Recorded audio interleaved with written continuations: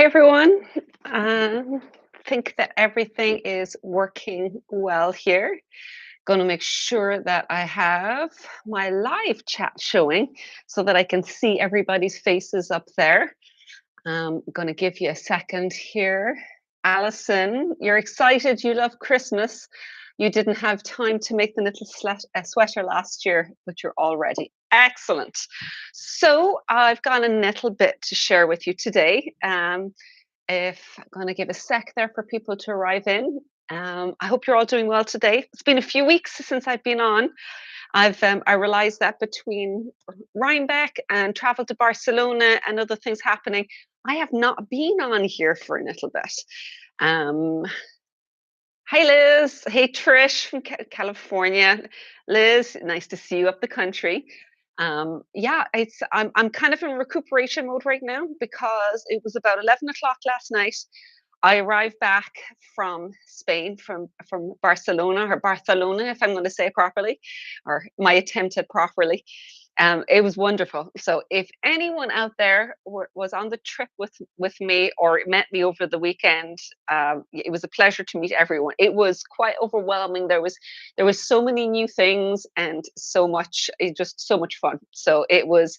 I want to thank Knitting Tours for actually putting the whole thing together. It was fantastic. The job from start to finish, all of the places we went to see, the actual hotel and the room I was teaching in, it was just kind of spectacular. So kind of an overview of the whole thing as we arrived. It would have been was Thursday midday last week. We arrived, got picked up in these really, I won't say quite limos, but very nice cars with some extremely nice drivers, picking us up direct from the airport, dropping us at the hotel. And then we had kind of a meet and greet that night, got to meet all the knitters. And the next day, I went into the highest tech classroom I've ever worked in. It was like ceilings, or well, the walls were all mirrors, white everywhere, a full wall screen on the end, to be able to display my slideshow. It kind of made you feel you had to be very prepared because it was so high tech that you kind of feel you have to live up to it. So in the classes we were talking about color work. So we kind of talk about color theory and slip stitch color work on Friday. Then we had the weekend of the Barcelona yarn knit Barcelona, the yarn festival, which was huge on Saturday, quieter on Sunday. So actually went in, picked up a few extra things on Sunday and also on the Saturday night. It was open till 8 o'clock at night. So went and did a boat tour around the bay for a few hours, came back at about 4 o'clock and was able to kind of walk straight into the second hall. And then they had tapas and yarn on Saturday night. And on Monday, I was teaching again. We were working into stranded color work and working through the Epona cowl or the billow crest one, depending on what people wanted to do. And then the next couple of days were sightseeing seeing tours, a lot of the Gaudi spots, and we went to Montserrat as well on it was Monday afternoon. I'm losing track of my days, but eventually came home late last night. Everything went smoothly, but I'm definitely tired today. Like, had a good time, but tired. Anyone who is on here today who's in the US, maybe you've popped in, or maybe you'll be viewing it later. Just a little happy Thanksgiving to you. I know it's not everyone's Thanksgiving, but for anybody who is in the US, happy Thanksgiving to you. My husband is American, so we're actually going to be doing our own mini Thanksgiving on this weekend because one of the kids is coming down from Dublin. So we're going to have just a little Thanksgiving for, or as we put it, a Christmas preparation, a run through of the Christmas meal, doing turkey, cranberry sauce, all that fun stuff. So we're going to be doing that on Sunday. But the one thing I actually do like about Thanksgiving is the idea of giving thanks and actually spending time to think through what were you thankful for that year, and just a little bit, because the way in January the 1st, I always think of that's more forward planning. It's like I'm going to set the year before aside and what do I want to change and going forward. Whereas to me, Thanksgiving is a little bit of more of a retrospective and thinking about all of the things that actually happened that you were thankful for that year, particularly in relation to other people. And it's a nice idea of remembering to give thanks, that we're not living in an island. We don't, well, no, we are in Ireland, but we are not islands unto ourselves. Is that anything that we achieve or things that we do or things that go well, the likelihood is there's other people involved in that whole process, and remembering to thank all of those. So for us, what we've been saying is we wanted to say thank you to all of you out there, because this has been a very enjoyable year. We've had, in terms of interaction on all of our different forums, and particularly in KnitHub, it's been lovely. It feels like it's become a really, really supportive community and knitting family on there. So I've got really big and all of us at Stone Stitches really want to thank all of you for that, because that's not us, that's you. We made the space, but like you're the ones who are all actually involved in that. So thank you. I'm watching over there, Jeanette from Vancouver Island, uh, Chantel in Canada. Yep, definitely not your Thanksgiving. um, Susan, you were looking forward to the new club. Oh, me too. I'm going to talk a little bit more about the Celtic Knits Club and a few more things that are happening now here as well.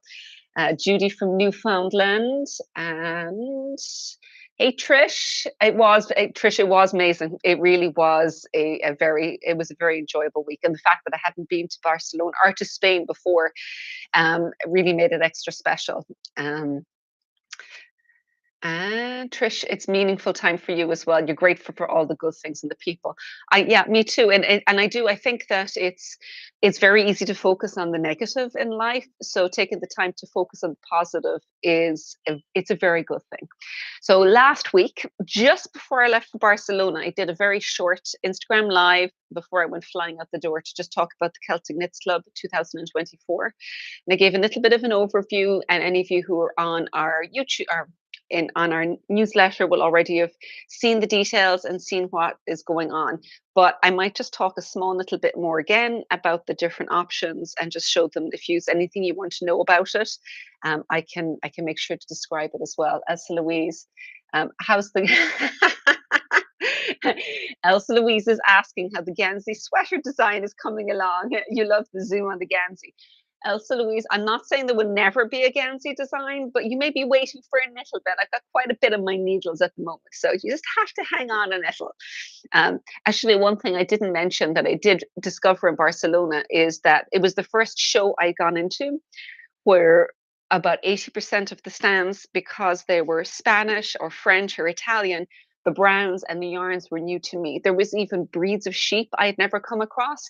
So that will probably be another show and tell for a different day, just talking about some of the yarn brands and some of the yarns I picked up that I'd never come across. And yeah, I think that hopefully some of them may also do wholesale, and there may be a couple of ones that may appear in the future in clubs as well, particularly seasons clubs, because they're just very interesting, both interesting yarns and interesting stories as to how they developed, and people in other countries doing similar things to what the Galway Wool Co-op, where they're taking yarns that are just being used, or sheep that are just being bred for meat, and trying to bring them into being dual purpose, and also developing and improving the quality of the sheep, the fleece that the sheep are producing, with the result that it can be, the fleece is a valuable thing rather than something that's discarded or burnt.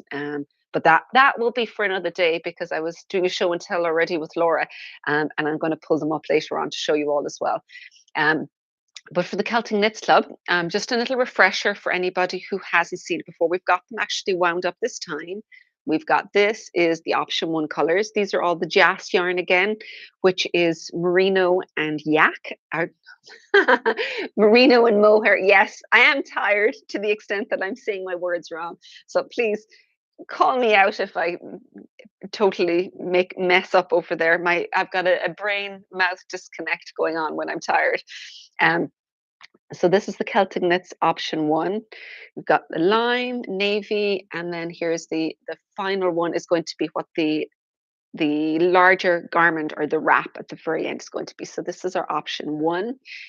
Slightly more subtle colors, I think, a little bit. And then here is our option 2, where we've got a red, jade, and a light blue. And in this one, this is option two, and the light blue is going to be the final color that's going to come out. So that would be the wrap or the garment. And I've got Laura saying they look so good rounded. They do. They you can really get a feel um, for the colors much better, I think, when they're all put in here together. So yeah, this is your option two. But the yarn is very nice to knit with. I actually, you can see the Umore is sitting up behind me there. It's a little bit in the distance, but the Umore, of course, used the Jas yarn from this year's club that has just come out.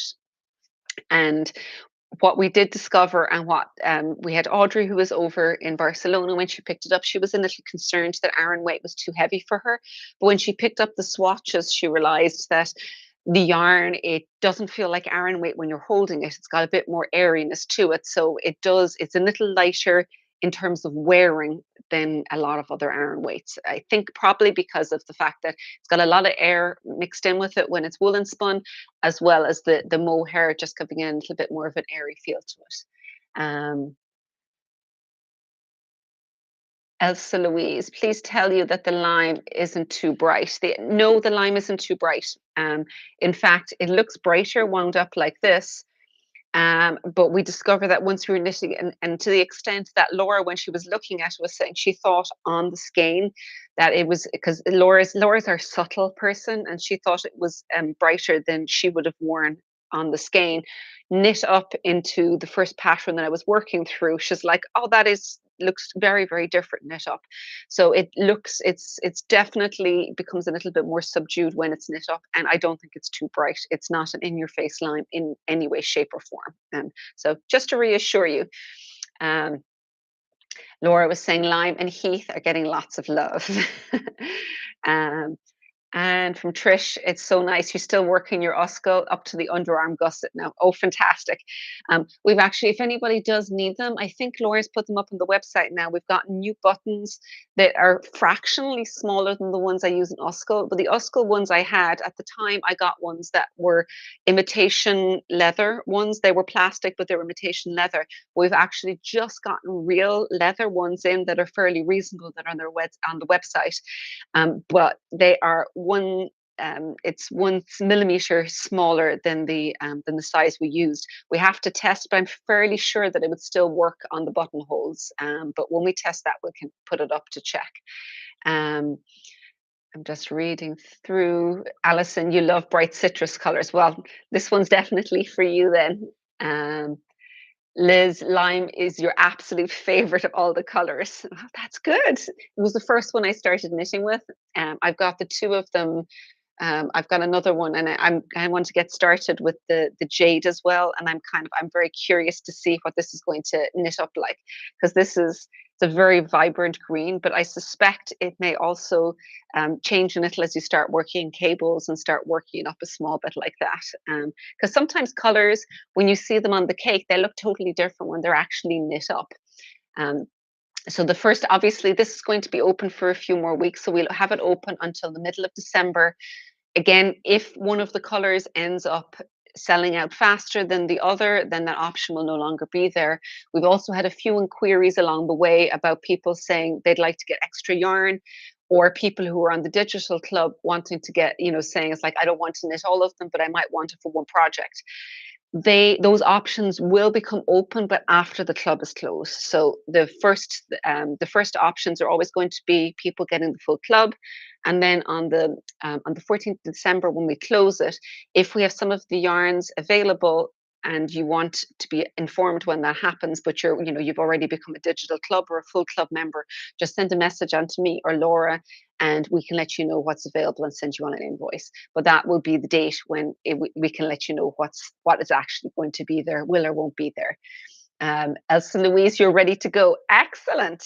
Very good. Well, you just have to finish off your other projects and be ready to go in March. It's one of the biggest advantages, actually, of the Celtic Knits Club is if you're looking forward to it, but you've got things on your plate, it gives you a few months where you can open up a space or a little bit of time, so that by the time it comes to March, you'll be ready to go and you'll have some knitting time available to you. So the other thing that we have, we've just put up on the website, that is a refresh of and an expansion of something we did last year, is the sugar pine decorations. So last year I did a little sugar pine sweater, a very, very teeny tiny top down sweater with raglan construction. So for this last year, I put a little YouTube vlog up where I went through and showed how to do every part of it. So it's a particularly good one if you're new to raglan or in particular seamless construction, because it shows you how you'll cast on, how the raglan are shaped, how you remove the sleeves, how you do stripes and work the body, and then how you come back and do the sleeves. So it's a very, very good little mini master class in how to do a raglan. And the bonus is that you do have a decoration that you can use on your Christmas tree afterwards. But this year I kind of wanted to expand it a little. So we had the sweater already. So this year we also went on and added a hat with a little loop. You can see an I-cord loop at the top, which the benefit is, of course, that when you go to finish your last few stitches, you can just continue it on as an I-cord and you've magically got your loop there. So here's our sugar pine hat. And the final one was a little sugar pine sock. So it's top down sock with very small short row heel, where I've done this in one color with stripes up there, but you could totally just do the heel in a separate color and just have a little wedge a separate color. And this loop is put on afterwards. So you could also do a contrast color if you so desired. So anybody who got this pattern last year, I've just updated it today to add both of these in with it as well. So you get the two of these and you get a discount code that's going to give you a video workshop where the original um, vlog that was up for this. And I've also got a little workshop for each of those. So again, if the techniques are new to you and these, particularly probably the German short row heel, may be the one that is most likely to be new for people. But there's a little video just detailing all of those that comes with it. We've also put up on the website, what I used for these was the Edelweiss alpaca from the Kremke Soul. So we've got two options up on the website. First one is our sugar option, which comes with all four of these. So they're just 25 grams of the colors, and you can actually, the set of three patterns, you'll get four of them out of this. So this is the first option, and you also get printed booklet with all the patterns in here, as well as the code for the workshop. And pine is the second one. So again, some really bright, fun colors. They would look really nice on any Christmas tree or just hanging around the house. And again, they're both up on the website. The kits this time, they'll come with the printed pattern if you order the kit, and you automatically be enrolled in the workshop. And I think I may have the code in here as well. Yep, to get you added. So if you give it as a gift, it comes in a nice little box and that's well wrapped up inside. So if you've got a knitter that you think you just want to get something small for, you could actually get one of these kits. It's all self-contained for them for Christmas, and it's time to get it. There's enough time. Jeanette, you've just finished your Uskal sweater. The wool is perfect. The only thing you made a small size and you found 5 buttons were better than the 6. Perfect. That's actually the benefit with the cardigans of doing the buttons afterwards or the button bands afterwards, is that you can put it on. You can actually even put safety pins in and test where you'd like to fit them, so that if they want to go somewhere else, you can basically, you can kind of change it as you go along, because it's just, once you've got with the V, like the Uskal one has a V neck in it, so where it crosses over, you want to make sure that that's the top of it basically, because as it starts sloping out across here, you don't want it any further, but you want that as the top one, and you know that you want the bottom one on the bottom, and the rest you can kind of space it out as you're going. So if you make it shorter, you may want to take some buttons out, and vice versa. If you've made it longer, obviously you're going to want to add a bit more buttons to it possibly. Monica, you're just about to join. You're just able to join. What sweater am I wearing? This one is the Dura sweater. It is one of my favorites actually for winter. It's in my own wardrobe. That's why you don't see it in the kind of in circulation around here as much, because it's my sweater. This was one that's knit in Gloucester from a couple of years ago, and it's the one that is quilta or. So it's a marled one of the or color, and the quilta, which is greeny. So kind of, if I put it up close like this, you can probably see how it's very marled. And I actually various different textured patterns. Oh my God.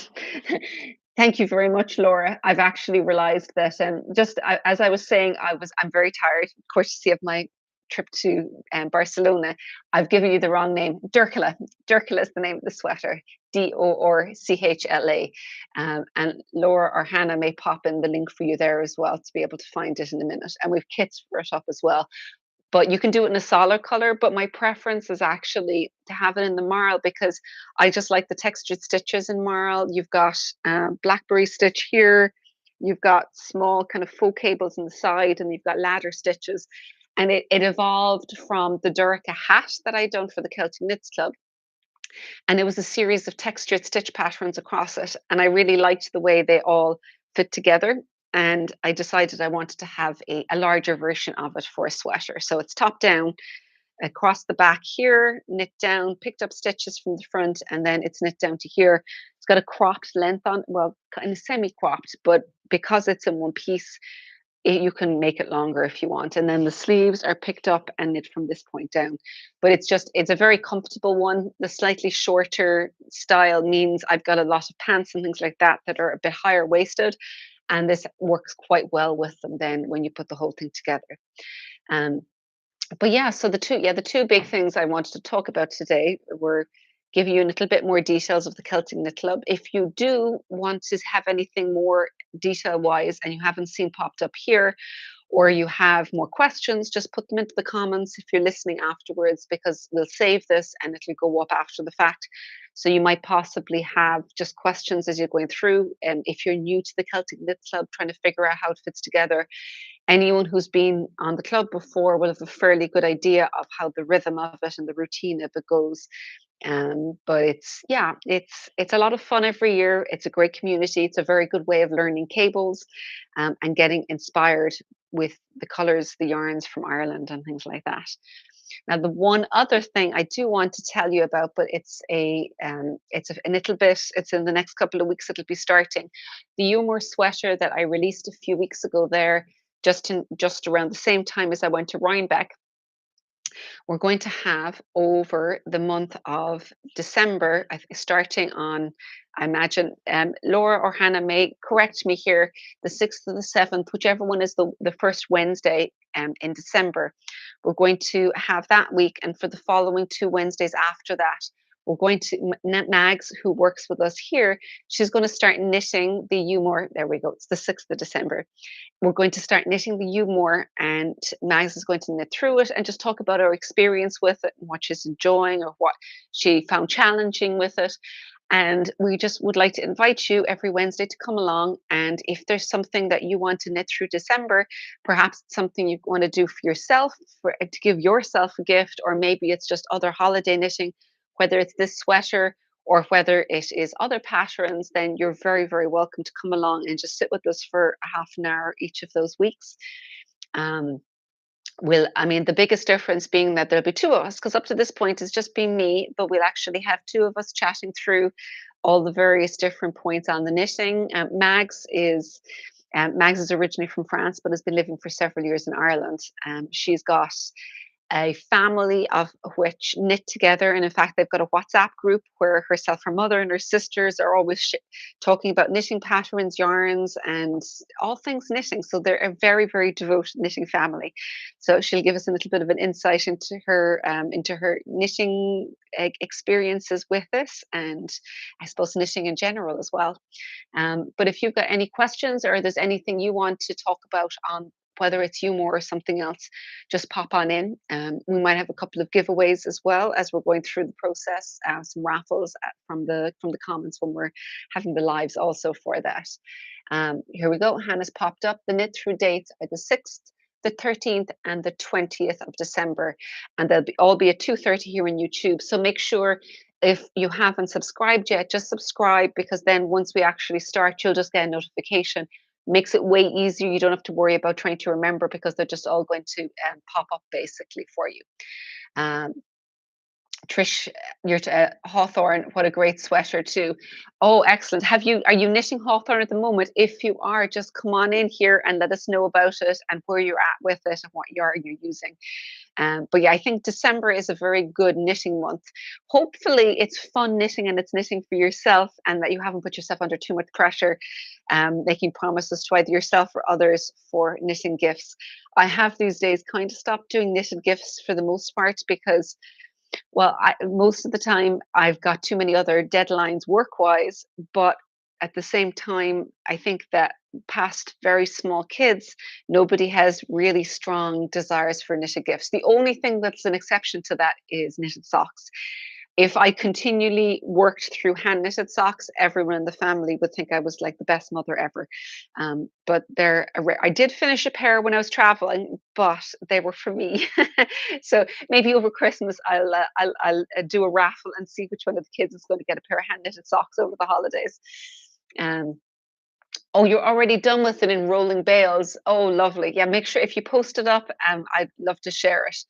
It's yeah, rolling bales in hawthorn must be lovely. So anyone who has it, if hawthorn was our knit along August or the autumn knit along, not this year but last year, and it was a little different from some of my other ones because there's actually a seam in the top. Generally, I avoid seams pretty much at all costs, but that one worked better with the seam, because when I tried doing it without a seam, it didn't flow as smoothly. So sometimes you need knitted seams, and it fits together because the rest of the construction has the shape that you want, so that you just have to put one small seam in the right place. So I'm not entirely anti-seaming all the way through. But thank you again for joining me. I'm going to kind of wind this up here. And if you have any questions after the fact and you're washing it, pop them up in the comments. We'll see them and I'll make sure to get back to you. And if anyone is celebrating Thanksgiving today, I want to wish you all a happy Thanksgiving. Um, and Hannah's just popped up a reminder there. There'll be some fun treats along the way in our knit together, our live knit togethers through December. So I will see you all on December the 6th with Mags for the first one. They'll be back to the 2:30 time, but they will be on Wednesdays rather than the Thursdays. But just keeping an eye on, if you're subscribed here, you will hear all about them. So thank you very much for joining us, and I will say goodbye to you.